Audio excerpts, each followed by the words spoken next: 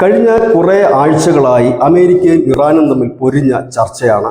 ആണവ ആയുധങ്ങളെ സംബന്ധിച്ചും ആണവോർജ്ജങ്ങളെ സംബന്ധിച്ചുമുള്ള ചർച്ചയാണ്. ഇറാൻ സമ്പുഷ്ട യുറേനിയം പദ്ധതിയിൽ നിന്ന് പിന്മാറണം എന്നുള്ളതാണ് അമേരിക്കയുടെ ആവശ്യം. ഇറാൻ ഒരു കാലത്തും ആണവ പരീക്ഷണങ്ങൾക്ക് മുതിരരുതെന്നും യുറേനിയം സമ്പുഷ്ടീകരണത്തിൽ നിന്നും പിന്മാറരുതെന്നാണ്. പക്ഷേ ഇറാൻ പറയുന്നത് തങ്ങളുടെ ഊർജ്ജ ആവശ്യങ്ങൾക്ക് അനിവാര്യമാണ്, അതുകൊണ്ട് തങ്ങൾക്ക് തുടരുമെന്ന് തന്നെയാണ്.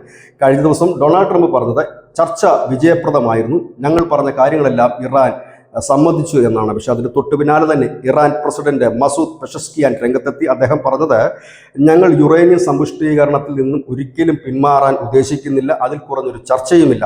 കൂടുതൽ ഉപരോധം ട്രംപ് പ്രഖ്യാപിച്ചാൽ പട്ടിണി കിടന്ന് ഞങ്ങൾ മരിക്കുമെന്ന് കരുതേണ്ട, അതിനെ അതിജീവിക്കാൻ ഇറാൻ ജനതയ്ക്ക് കഴിയുമെന്ന് കൂടി അദ്ദേഹം പറയുമ്പോൾ ട്രംപിന്റെ വാക്കിന് പുല്ലുവിലയാണ് ഇറാനും നൽകുന്നത്. യുറേനിയം പദ്ധതി നിർത്തിവെക്കില്ല, അമേരിക്കയുടെ ധാർഷ്ട്യത്തിന് വഴങ്ങില്ല. ഇതോടെ ഈ മാസം ട്രംപ് തേയുന്ന നാലാമത്തെ സംഭവമായി ഇത് മാറി. ട്രംപിനെ തേക്കുന്ന മൂന്നാമത്തെ രാജ്യമായി ഇറാനും മാറി. ആദ്യം ഇന്ത്യ ആയിരുന്നെങ്കിൽ പിന്നീട് യുദ്ധം തീർന്നു എന്ന് പ്രഖ്യാപിച്ച ട്രംപിനെ തേച്ചിട്ട് റഷ്യയുമെത്തി. ഇപ്പോഴിതാ ഇറാനും രംഗത്തെത്തിയിരിക്കുന്നു. ഇതിനിടയിൽ താരിഫിൽ മലക്കം മറിഞ്ഞ് യൂറോപ്യൻ യൂണിയൻ രാജ്യങ്ങൾക്ക് മുമ്പിൽ നിൽക്കുന്ന ട്രംപ് ആകുമ്പോൾ ഈ മാസം ട്രംപ് തേയുന്ന നാലാമത്തെ സംഭവം, ട്രംപിനെ തെച്ച മൂന്നാമത്തെ രാജ്യമായി ഇറാൻ മാറുന്നു. News desk news India Malayalam.